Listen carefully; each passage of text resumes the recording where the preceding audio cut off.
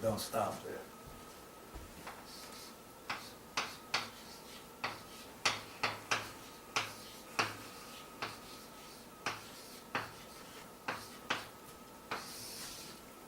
This kinship society is based and structured on your environment. And you have kinfolk out there. Now, not so much today, but back in the day, men were harvesters of the environment. Women tended to be gardeners until you get to this part of the country, and the men were the gardeners here in the Southwest. And then you're like, wonder why.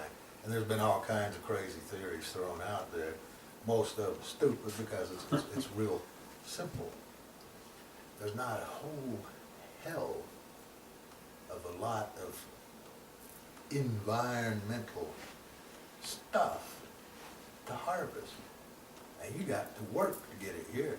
Back where the Cherokees from, eastern woodlands, okay, we need some meat. Well, you know, kept your eye on the seasons. All right, the ducks are coming through. The men get together, go out and do a duck hunt, and they got meat. Might be a 1 day, 2 or 3 day little project. Nothing. The women took care of the gardens. Out here, we need some meat. It's a fucking job. So you don't see a whole lot of meat eating out here. The environment out here provides more plant foods. So the men became the gardeners out here because it's really hot. It's really hot. So you can't expect your woman to be gardening all day and then cooking for your ass later. You got to go find the food and bring it home so she can do that. So, as I said, they were gardening out here. But they were harvesting from the environment, so you had to hunt. Okay, what is the one thing that we know about hunting?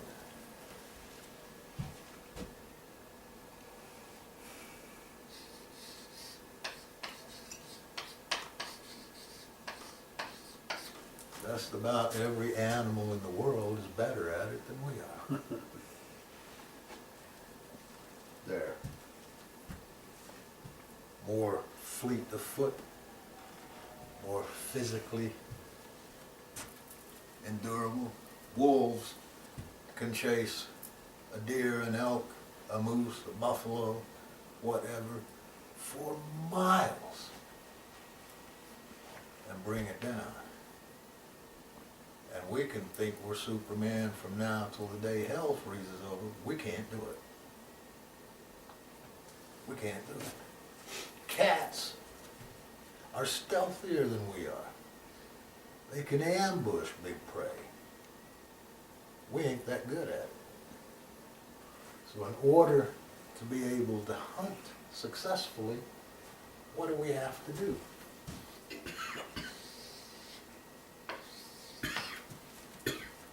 We have to acknowledge the kinship with those animals and ask them for help. And how do we do that?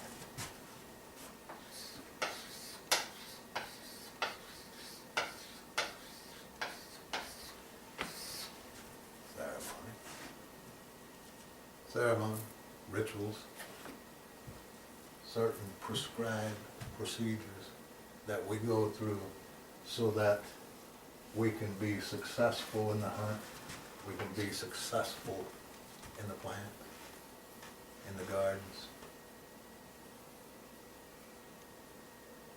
We, in spite of everything that they tell you, are not at the top of the evolutionary scale. We're somewhere in the middle. The only thing keeps us surviving is this. We do it together or we don't do it at all. We have to understand that we are kin, that we are related. And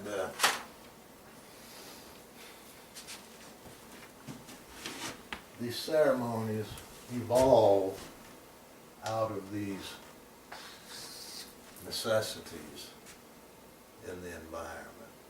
Like, okay, the Europeans have come now and they want all these beaver skins, and so we have trapped all the beaver, and now the streams are drying up, the water's gone. We've got some real environmental problems here, and it ain't affected just us. Now the wolves don't have beavers to eat anymore, so they're gonna eat us. The deer don't have so many places to go to water. And so now, what ones that are remaining are starving to death. And all of a sudden, I can't provide food for my family anymore. And what do I know? What do I know? I've got a proven system. Because the way this came about was because of some kind of crisis over here. And somebody focused their intention and got an answer. They got an answer of some sort. And let's say that they had a dream that says, tell you what, Slick, if you like stop killing the beavers and selling them off for money, and go up north and find some young beavers and bring them back and repopulate rivers and streams, things will start to balance back out. And so he convinces some people that there might be some validity in his dream, and so they do it.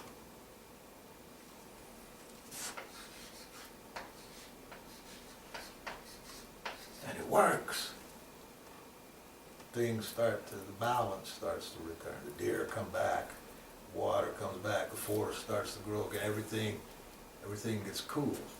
So that becomes what we call an institution. It's proven. It works. Okay, and can it work on other things? So everybody tests it out. And sure enough, okay, if you apply this to these particular trees, Hello. Hello. Come here. it works. If we apply this to this, it works. Okay. In the meantime, you're refining, fine-tuning all the way along. So this institution then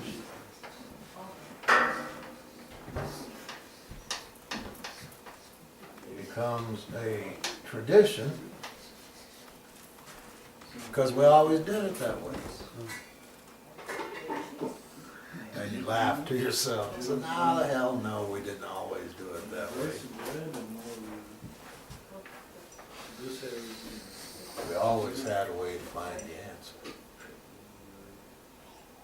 Okay, and once this tradition is set, then it takes on, and I hate this word, but I'm going to use it for this purpose.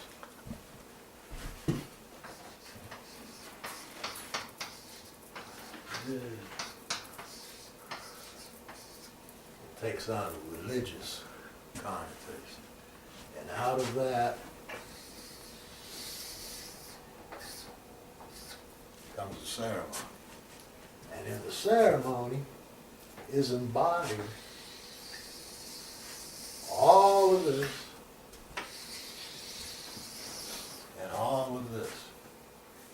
ceremony is putting in this one little area, in this particular time and space, all of this.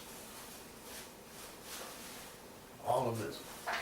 It's acknowledging our kinship with each other and our kinship with all the members of the environment. In the Indian world, there is life everywhere. Even rocks have an element of life. They last longer than, even a grain of sand lasts longer than we do. And we know in order to be here, we have to be alive. So all of this is alive, and in order to survive in all of this and thrive, we have to acknowledge our kinship with all of it.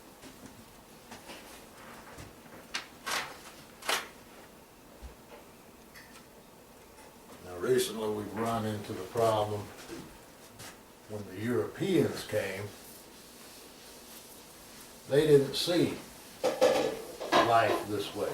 They didn't see the world this way. They looked upon animals as things to be conquered, looked upon land as a thing to be conquered and owned, and looked upon other people as things to be conquered. There's a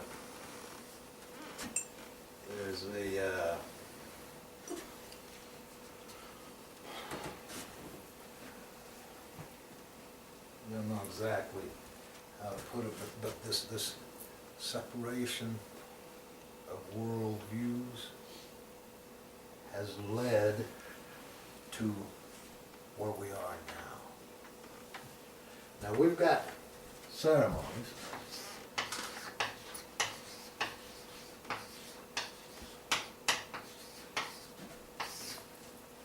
And what we're going to do later is a ceremony, finding a place for the fire. But ceremonies, and this is something I've gotten into big debates with among the quote traditional people back home. Our culture was never static, ever. It was dynamic.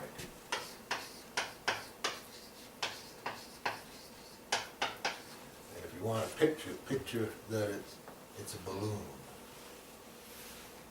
And the environment and the space around it is changing. And so what this balloon does is, you know, you've seen the guys that can make toys out of balloons. Well, that's what you have to do with this culture. You have to adjust it, bend it, squeeze it, so it fits in the time and place that you're in. Well, these things need to be the same way. They should have never become static. They have become static now, but they never should have. We need ceremony because ceremony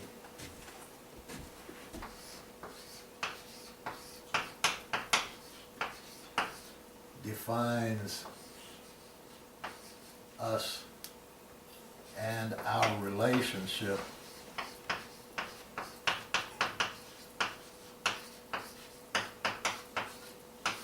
to our environment. I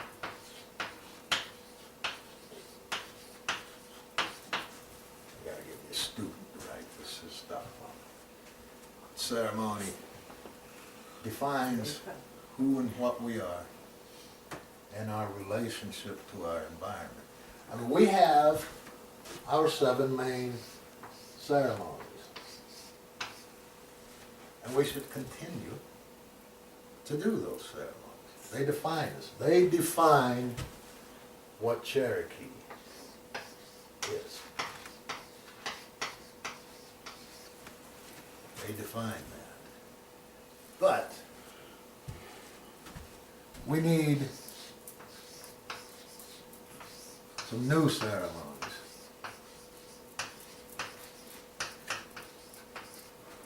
Now here I am talking blasphemy. Oh man, I get people upset with me over this.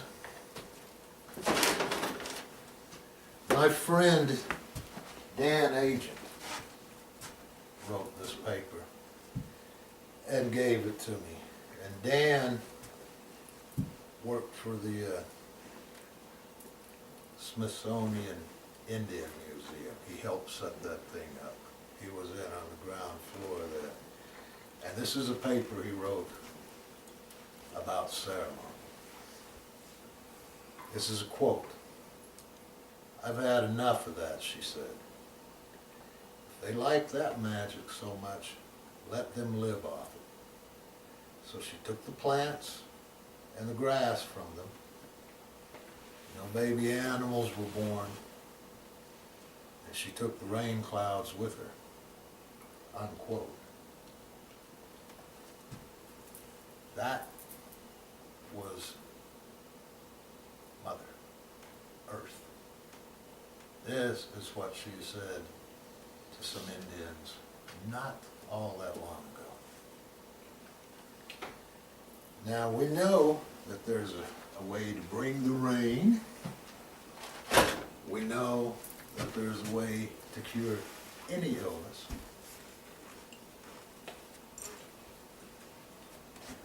And we know that there's a way to save any life if we do it right.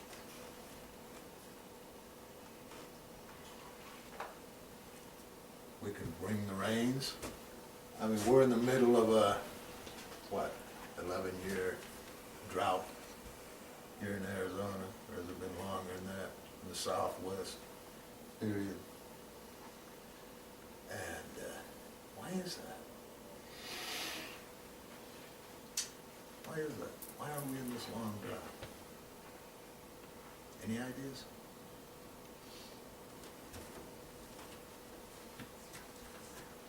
What is it, if you've done even a little bit of studying around this part of the world, what brings the rains to southern Arizona? Monsoon. Winds.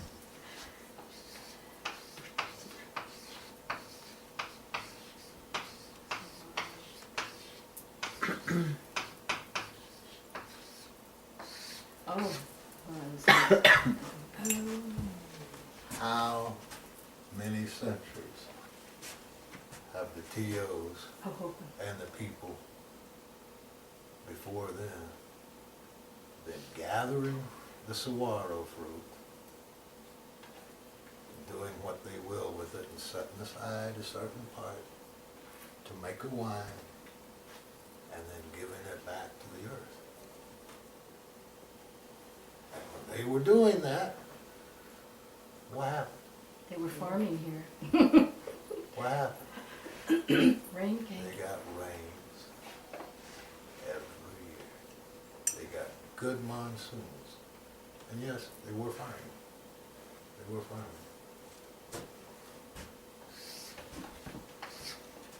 There have been studies done that when you take a group of people, and they don't even have to be kin, just a group of people, and you do what they call an intention test. Christians call it a prayer test. Everybody's got their own definition for it. But you take 100 people, say, okay, I want you guys to focus your intent, I want you to pray, I want you to meditate, whatever it is you do on this. And I want you to keep a record of it. I want you to put down when you do it and blah, blah, blah, blah, blah. Of those that actually did it, they have found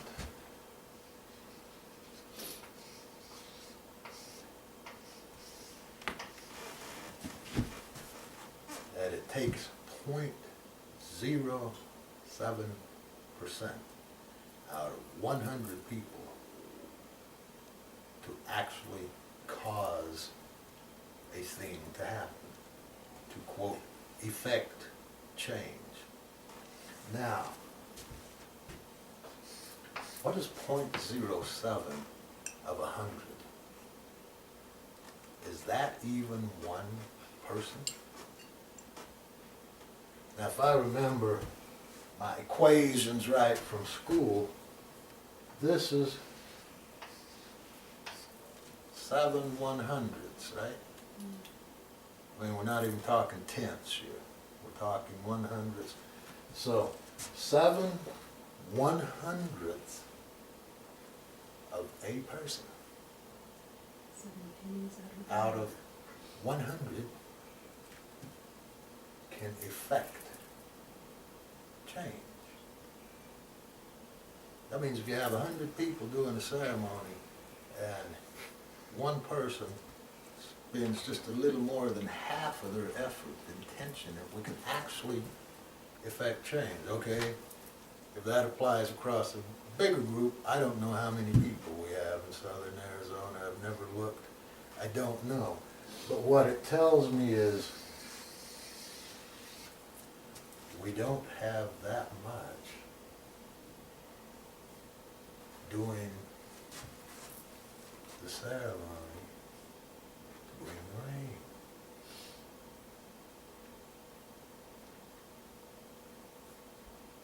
And how important is that?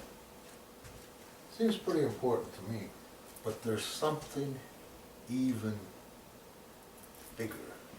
Can you hold that? Yeah. You mentioned about the saguaro wine. What changed that now we have drought? That's a They don't do it recent piece. anymore.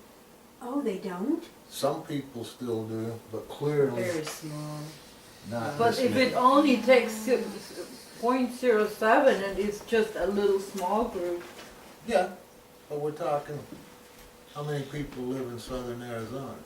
And how many are still doing this? Million. Obviously, not 0.07 Probably need a couple of 100. zeros in It's a little over 1 million people living in this area, so you have to have then 70,000, is that right? Probably. 7,000? What? About Hundreds. Yeah, 7. 700. We'd need 700 doing Okay, it. well, And it's probably obviously not. we don't. Yeah. Yeah. And so we're in the middle of a drought. Now, in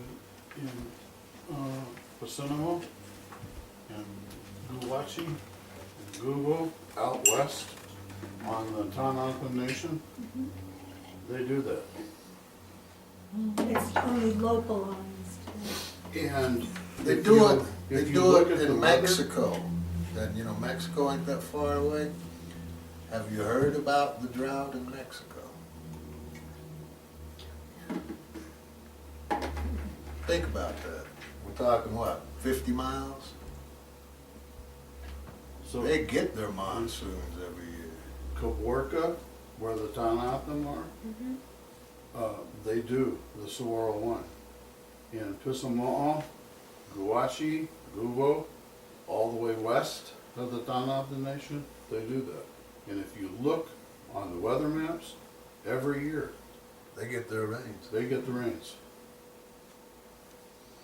Now, is there anything else that we haven't made a ceremony for? And we're not getting what we should? Money? Yeah, here we go. I'm gonna do that ceremony.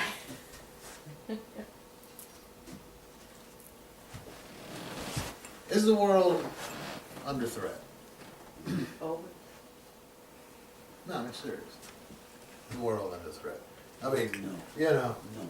Cherokee world. We faced our threats. We've come out the other side. Gave up a whole lot of stuff along the way that we're suddenly realizing we gotta get back. But that's with every tribe. And I mean every tribe, all around the world, not just Indian tribes, every tribe. And And white people, guess what? White people come from tribes. You had the Celts, you had all these other things. Other societies, other tribes. And we've gone through what we've gone through, and we've been told that we have gone through this natural economic evolution.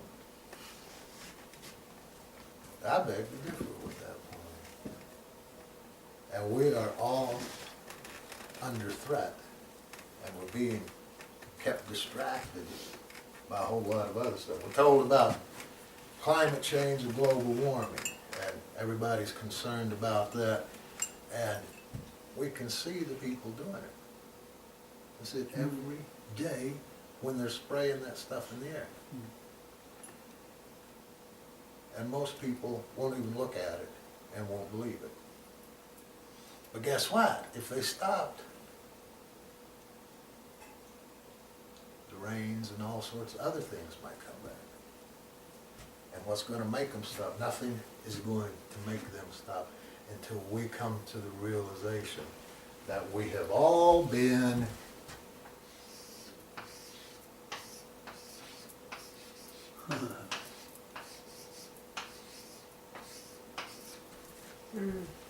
we've all been colonized.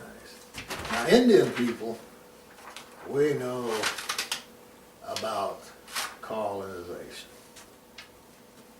And I had an encounter with this old man. Goss could appreciate me calling him an old man. Before I came out here, and I was going through my whole litany of the evils that the white man has committed against us. And they've taken our land, they've taken our culture, and blah, blah, blah, blah. And this guy, this Korean War veteran, successful bank robber, it was so sad.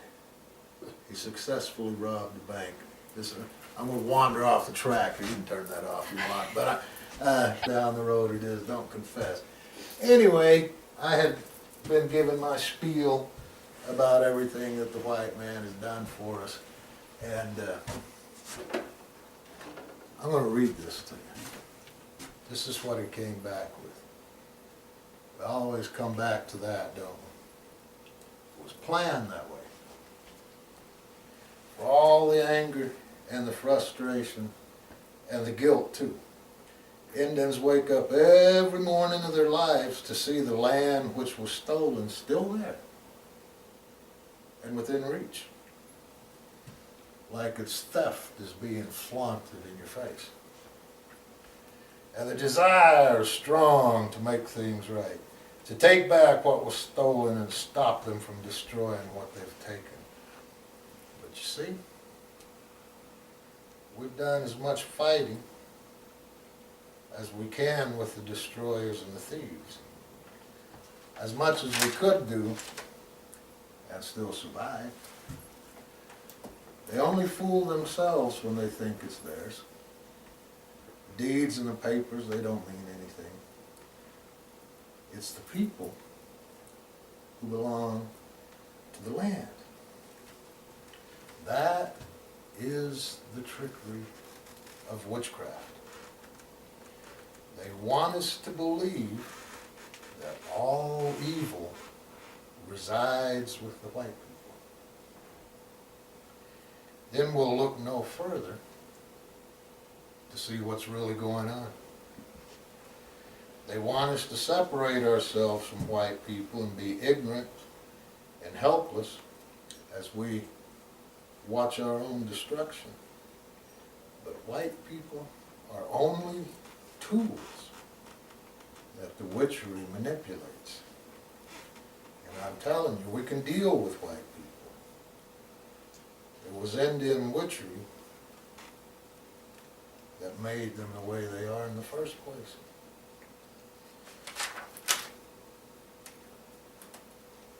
been all of this talk that perpetuates the idea that the white people are evil. But they are only the vehicle. A thing is given power by one's perception of it. He says the time has come when we need to face the enemy. Those who are prepared will face the enemy, strengthened by enlightenment and ceremony. We need not be concerned any longer with the stealing of the land, for we belong to the land. The question now is, will all clans unite as New Age Indians, or will we allow the evil to destroy the Mother Earth?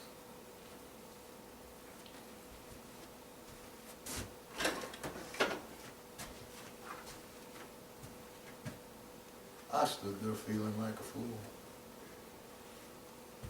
I had spent most of my teen years and most of my adult years being angry Indian, going to come up with ceremonies to get our land back, get our traditions back, get all this stuff back. And we spent the whole afternoon with him telling me, what? You're going to stop there? We need to get it all back. Because if we don't,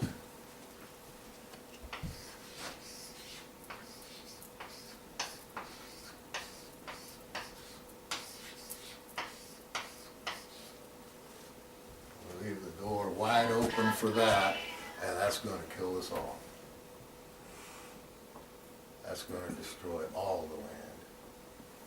That's going to destroy all the people. And I hear all these stories, well, you know, in and of itself, nuclear isn't bad. It's just a thing. Well, true enough. However,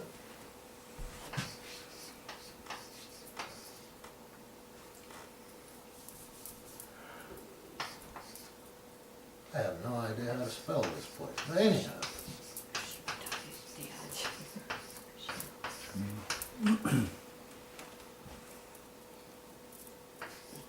I have no idea.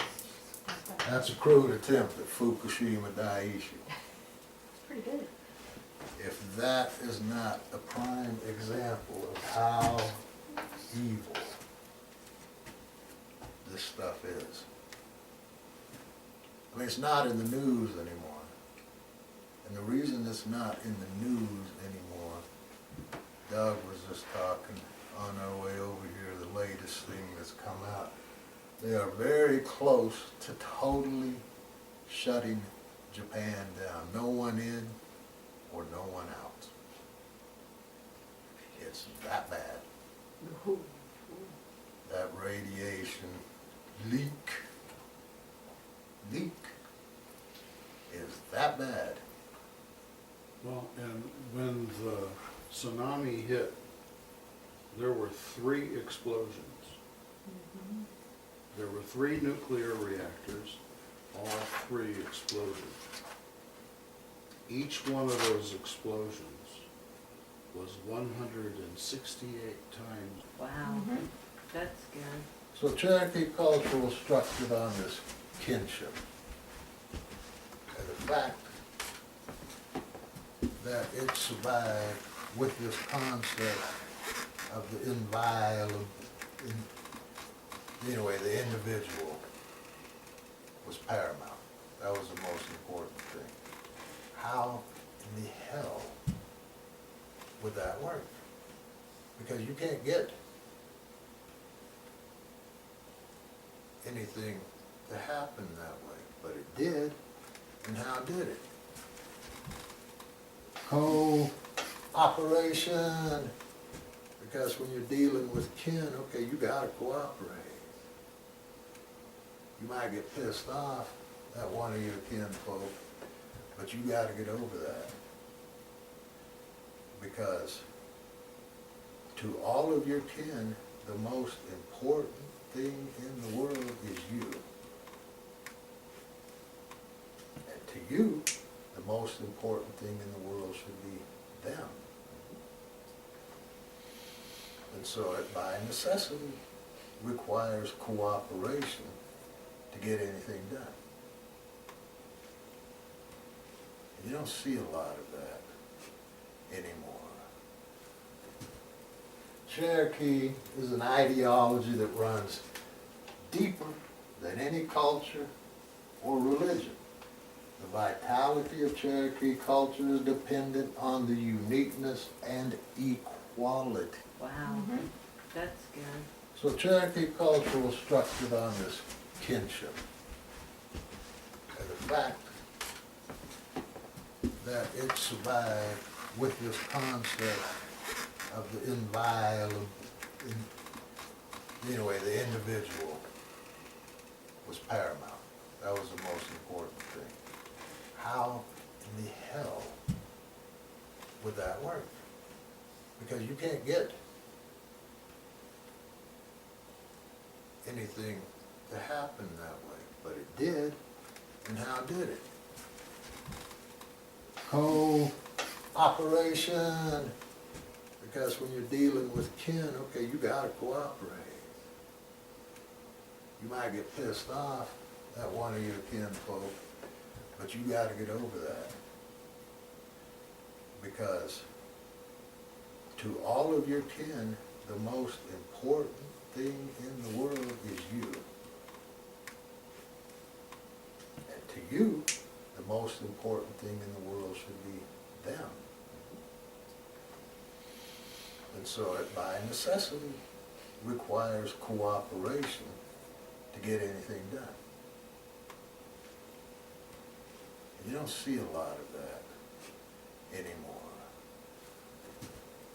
Cherokee is an ideology that runs deeper than any culture or religion. The vitality of Cherokee culture is dependent on the uniqueness and equality